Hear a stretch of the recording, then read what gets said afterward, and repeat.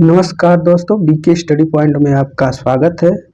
तो ये हम लोग का टॉपिक वाइज ऑब्जेक्टिव के माध्यम से हम लोगों ने दो लेक्चर कंप्लीट कर लिया है। अगर उन दो लेक्चरों को आपने नहीं देखा है तो प्लीज़ जाकर उसको देखिए, जो आपके एग्जाम पॉइंट ऑफ व्यू से बहुत ही यूजफुल होने वाला है।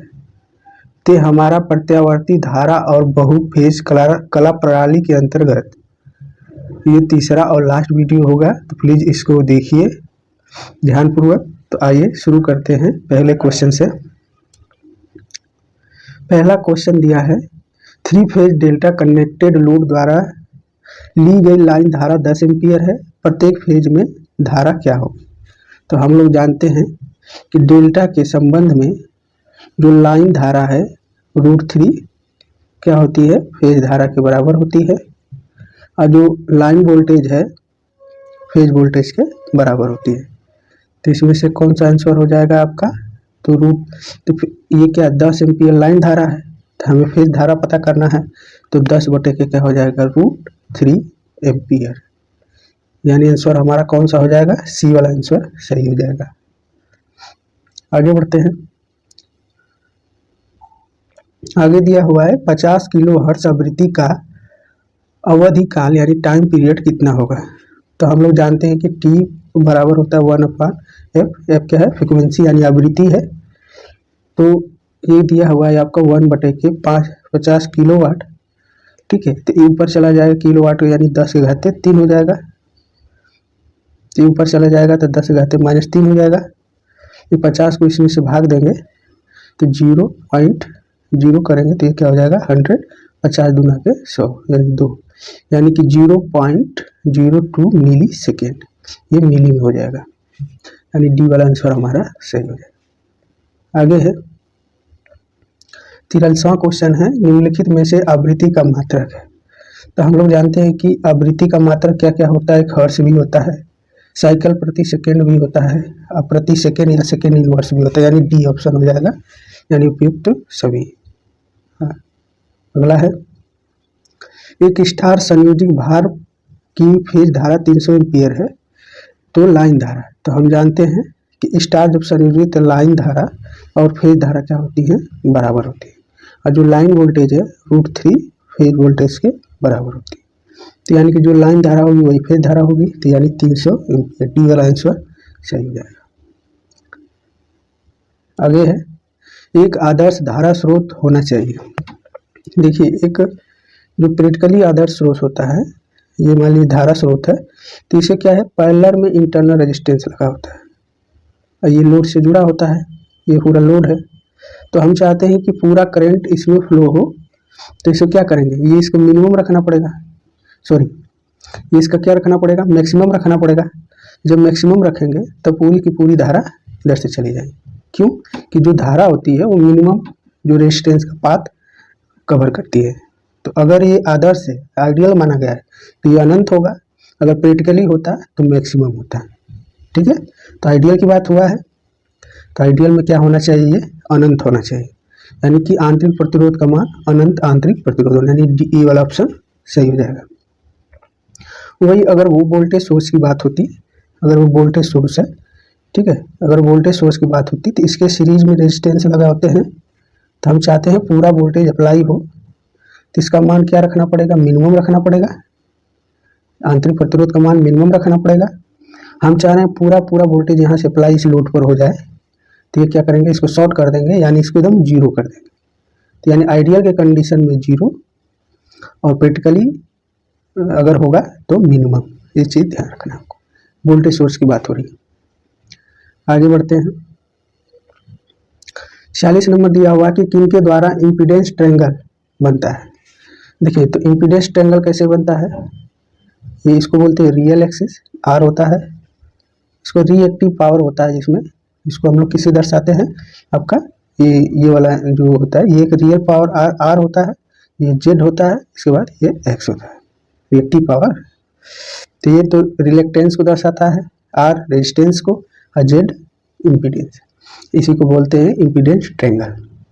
ठीक है, तो क्या क्या, इम्पीडेंस, रेजिस्टेंस और रिएक्टेंस, यानी ए वाला ऑप्शन हमारा सही हो जाएगा। ठीक है, आगे बढ़ते हैं। आगे दिया हुआ है कि आदर्श वोल्टेज स्रोत का अंतिम प्रतिरोध 0, इसका ऊपर हम लोग जिक्र कर चुके हैं। क्या होना चाहिए? 0 होना चाहिए। अब प्रैक्टिकली क्या होना चाहिए? मिनिमम। ये वोल्टेज सोर्स की बात हो रही है, ठीक है। आगे है, यदि 6 मिली हेनरी, 6.3 मिली हेनरी और 0.7 मिली हेनरी के 3 इंडक्टर श्रेणी क्रम में जुड़े हैं, यानी कि जब इंडक्टर और जो रेजिस्टेंस होता है, इसका जो जोड़ने की प्रक्रिया है, जो क्रम है, वो सेम होता है। तो अगर ये श्रेणी में जुड़े हैं तो देखिए रेजिस्टेंस को ऐसे दर्शाते हैं, जिगजैग टाइप का, और इसको इस तरह से दर्शाते हैं, कॉइल नुमा।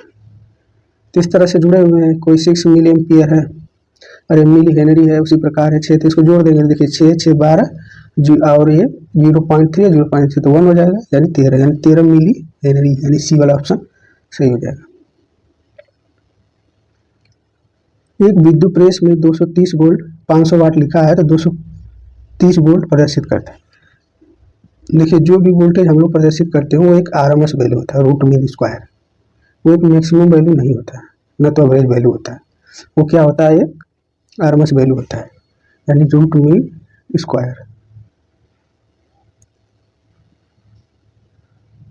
एसी धारा का समयावधि 0.02 सेकेंड है तो इसकी आवृत्ति क्या हो? समय यानी टाइम पीरियड दिया हुआ है, तो हम लोग जानते हैं कि एफ बराबर क्या होता है? 1/t। तो 1/के 0.02, 100 से ऊपर नीचे हम लोग गुणा कर लेते हैं, तो ऊपर हो जाएगा 100/2, यानी कितना जाएगा? 50, यानी 50 हर्ट्ज होगा। बी वाला ऑप्शन सही हो जाएगा। आगे दिया हुआ है, एक शुद्ध प्रेरकत्व की औसत शक्ति व्यय होती है। देखिए जब एक शुद्ध तो होता है तो इसमें शुद्ध प्रेरकत्व की बात होती है तो ये होता है 1/2 Li² होता है। अगर वो वही शुद्ध संधारित्र की बात होती तो 1/2 CV² होता है। इस चीज़ को ध्यान रखना आपको। तो हमारा क्या हो जाएगा? 1/2 Li², यानी बी वाला ऑप्शन सही हो जाएगा। आगे दिया हुआ है कि निम्न में से शक्ति गुणांक यानी पावर फैक्टर cos फाई की तुल्य है। तो हम लोग जानते हैं cos फाई का क्या क्या मान होता है? एक अपरेंट पावर अपान होता है, अपरेंट पावर अपान अपरेंट पावर, यानी जिसको बोलते हैं हम लोग आभासी शक्ति अपन वास्तविक शक्ति, यानी एक्टिव पावर, यानी इसको बोलते हैं KVA बटा के KW। इस प्रकार होता है, या R/Z होता है, या G/Y होता है। तो इसमें कौन ए और बी दोनों आंसर सही है, यानी डी वाला आंसर हमारा सही हो जाएगा। पावर फैक्टर का अधिकतम मान कितना होता है? 1 होता है। इस चीज़ को भी ध्यान रखना आपको। एसी का समीकरण I बराबर 30 साइन 200t है तो धारा की आवृत्ति होगी। तो देखिए I बराबर होता है I max sine omega T से हम लोग कंपेयर करेंगे, तो ओमेगा टी यानी ओमेगा बराबर 200 हो जाएगा। ओमेगा का मान क्या होता है? 2πf बराबर 200। एफ पूछा है हमारा, तो एफ बराबर हो जाएगा 200/2π, तो इसे कट जाएगा तो कितना आ जाएगा? 100π, यानी कि डी वाला आंसर सही हो जाएगा, 100/पाई हर्ट्ज। आगे दिया हुआ है एसी परिपथ में औसत शक्ति व्यय होती है। तो देखिए औसत शक्ति व्यय हमें दो चीज़ों में, एक एल और सी दोनों में देखने को मिलती है।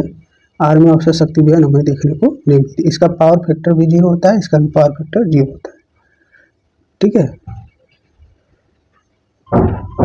अच्छा औसत शक्ति पूछा है ना, पावर लॉस, पावर लॉस इसमें पूछा है। पावर लॉस होता है जिसमें सी में सिर्फ होता है। पावर लॉस का पूछा, पावर फैक्टर नहीं पूछा, पावर लॉस पूछा है, यानी कि औसत शक्ति व्यय तो सिर्फ सी में देखने को हमें मिलता है। आगे है 3 फेज 4 वायर प्रणाली में संतुलित लोड की शक्ति ज्ञात किस विधि द्वारा की जाती है? तो देखिए अगर बैलेंस लोड है यानी संतुलित है तो सिंगल वाट मीटर का हम लोग प्रयोग करते हैं। तो एक फेज में अगर हमें मान लीजिए एक फेज में 100 वाट मिल रहा है तो तीनों फेज में कितना आ जाए? 300 वाट, क्योंकि संतुलित है। तीनों में जब संतुलित होगा तो उसी प्रकार बैलेंस अनबैलेंस के लिए 2 वाट मीटर का और अनबैलेंस के लिए 3 वाट मीटर का प्रयोग करते हैं। आगे है एसी परिपथ का वह गुण जिसके कारण वह विद्युत धारा के मान में होने वाले परिवर्तन का विरोध करता है। तो विद्युत धारा मान में परिवर्तन होने का विरोध कौन करता है? ठीक है, विद्युत धारा में परिवर्तन का विरोध करता है आपका प्रेरण यानी इंडक्टेंस। वही वोल्टेज में परिवर्तन का विरोध क्या करता है? धारिता। इस चीज़ को ध्यान रखना, ठीक है। आगे बढ़ते हैं। एक श्रेणी आरएल परिपथ का प्रतिरोध 5 ओम है तथा इंडक्टिव प्रतिघात 12 ओम है तो उसकी प्रतिबाधा क्या होगी। यानी जेड बराबर पूछ रहा है, आरएल है तो इसका फार्मूला होता है R square plus XL square का होल स्क्वायर होता है। तो ये हो जाएगा 5 × 25 144 हो जाएगा रूट में, यानी रूट हो जाएगा 169। 169 किसका होता है 13, यानी 13 ओम, ठीक है। आगे बढ़ते हैं। 58 नंबर है। 220 वोल्ट एसी का शिखर वोल्टता हो गया तो शिखर मान कैसे, यानी आई मैक्सिमम पूछा हुआ है तो हम लोग जानते हैं जो भी वोल्टेज देता है आरएमएस मान देता है, तो बी आरएमएस बराबर Vm/√2। तो ये क्या है 220√2 हो जाएगा, यानी कि सी वाला ऑप्शन सही हो जाएगा। आगे बढ़ते हैं। आगे दिया हुआ है आरएलसी परिपथ XL is less than XC की धारा वोल्टेज से होती है। देखिए ये रेजोनेंस कंडीशन को दर्शाता है। देखिए XL बराबर XC, ठीक है, और एक होता है XL is greater than XC और XL is less than XC। देखिए ये यूनिटी को दर्शाता है, यूनिटी को, ये लैगिंग को और ये लीडिंग को दर्शाता है। तो सी को एक तरफ है यानी लीडिंग को, यानी अग्रगामी, सी वाला ऑप्शन सही हो जाएगा। आगे है 60 नंबर। एक संधारित ऊर्जा को संचित करता है, यानी कैपेसिटर की बात हो रही है। तो ये क्या विद्युत चुंबकीय क्षेत्र, विद्युत क्षेत्र के रूप में इसको संचित करता है। वही अगर इंडक्टर की बात हो जाए तो इसके रूप में यह चुंबकीय क्षेत्र के रूप में संचित कर रखता है। तो इस चीज को ध्यान रखना होगा। आगे दिया है कि एक ज्वावक्री तरंग का शिखर से शिखर तक का मान 800 वोल्ट है तो धारा का वर्ग मान मूल मान यानी आरएमएस मान पूछ रहा है। तो यानी कि इसका दिया है पीक टू पीक मान दिया है 800, ठीक है। अच्छा इसमें कुछ पीक टू पीक मान दिया हुआ है, या पूछा है कि धारा का वर्ग मान मूल मान, शिखर से शिखर मान 800 एम्पियर होना चाहिए, यहाँ वोल्ट नहीं एम्पियर, तब धारा का वर्ग मान मूल मान होगा, ठीक है। तो देखिए पीक टू पीक है तो हम लोग जानते हैं कि 2I मैक्स बराबर होगा 800, तो I मैक्स का मान आ जाएगा 400, ठीक है। और I आरएमएस मान पूछ रहा है तो I मैक्सिमम अपान √2 यानी कि 400 अपान √2 हो जाएगा, यानी बी वाला ऑप्शन सही हो जाएगा। आगे है 62 नंबर है। निम्न में से किस आवृत्ति की आवृत्ति काल सबसे कम है। आवृत्ति मतलब आवर्तकाल यानी टाइम पीरियड से है, तो T/1/f, यानी कि जिसकी फ्रिक्वेंसी ज़्यादा होगी वो उसकी टाइम पीरियड कम लगेगा, उसका कम होगा। तो जिसकी ज़्यादा होगी तो पूछा कि आवृत्ति सबसे कम, यानी सबसे कम के लिए ये ज़्यादा होना जरूरी है, कम के लिए ज़्यादा होना जरूरी है, यानी फ्रिक्वेंसी का ज़्यादा होना जरूरी है, यानी इसमें से कौन सा हो जाएगा सी वाला ऑप्शन सही हो जाएगा। आगे है एक कंडेंसर 280 वोल्ट 50 हर्ट्ज पर 4.4 एम्पीयर धारा लेता है तो कंडेंसर का मान होगा। तो हम लोग कंडेंसर का मान माइक्रोफैरड में ज्ञात करना है। अच्छा एक फार्मूला आप लोग को याद होगा, C बराबर Q/V होता है, आपने पढ़ा होगा C बराबर Q/V। Q क्या है आवेश है, Q बराबर IT होता है अपान V, इसको ऐसे भी लिख सकते हैं, ठीक है। तो इसमें हम लोग क्या करेंगे IT है तो देखिए अब इसको हम लोग I का मान क्या होगा 4.4 एम्पियर, उसका वोल्टेज का मान है 280 वोल्ट। अब इसको भाग कर लीजिए, तो ये 7 कम 7 नहीं इस तरह से नहीं, इसको इस तरह से लगाते हैं, तो इस फार्मूला से इसे लगा सकते हैं। इसका फार्मूला होता है I बराबर C/dV/dt, ठीक है। जब इसे हल सॉल्व करेंगे तो 4.4 में 280 का भाग दे देंगे तो लगभग 1.57 फैराड आएगा, यानी बी वाला ऑप्शन सही है। आगे है एक चौक कुंडली का व्यवहार परिपथ में धारा को नियंत्रित करने के लिए किया जाता है। तो ये क्या एसी में, केवल एसी परिपथ के लिए ए वाला ऑप्शन सही हो जाएगा। चौक कुंडली हमेशा एसी परिपथ के लिए काम में लिया जाता है। आगे है 140 माइक्रोफैरड संधारित्र को जब 250 वोल्ट से जोड़ा जाता है तो धारा कितनी होगी। वही फार्मूला I बराबर C dV/dt। धारा पूछा है, C का मान क्या है 140 इंटू dV/dt, तो V का मान क्या है 250। अब 250 में 140 का गुणा कर दीजिए, 14 5 70, 14 में 28, 28 7 8 7 15 35।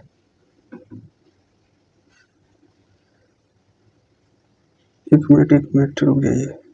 140 माइक्रो संधारित्र को 250 वोल्ट से जोड़ा जाता है तो धारा का मान ज्ञात करें।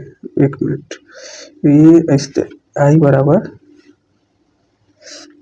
I बराबर V अपान एक्स, सी से भी लगा सकते हैं इसको। हमें पता करना है XC, और XC बराबर होता है 1/2πfc। ठीक है, 2πfc से हम इसको 50 लिख सकते हैं, तो यानी 250 अपान इस वाले फार्मूले से 2 इंटू पाई इंटू 50 इंटू 140। इसको भाग करेंगे जब, इसमें इसको इससे भाग करना पड़ेगा। इसको जितना कट रहा है, जैसे देखिए 0 से 0, 5 5 25, 5 हो जाएगा। और इसको काट सकते हैं, 5 दूना 10, 5 8 40, 28 हो जाएगा। ये 2 पाई हो जाएगा। इसमें थोड़ा सा मिस्टेक हुआ है क्योंकि XC का मान हम लोगों ने रखा है 1/2fc। तो ये जब हम लोग इस फार्मूले में रखेंगे तो XC ये जो मान है ना ऊपर चला जाएगा, V में डायरेक्ट गुणा हो जाएगा। तो ये लगभग आपका 12.5 एम्पियर होगा। आप गुणा कर लेंगे, आपका आंसर आ जाएगा।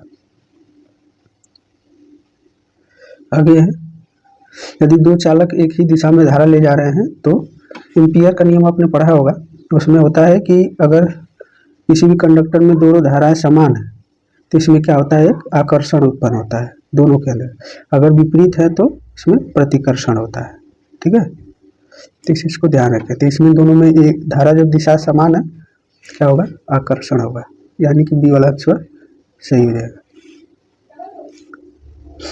आगे है,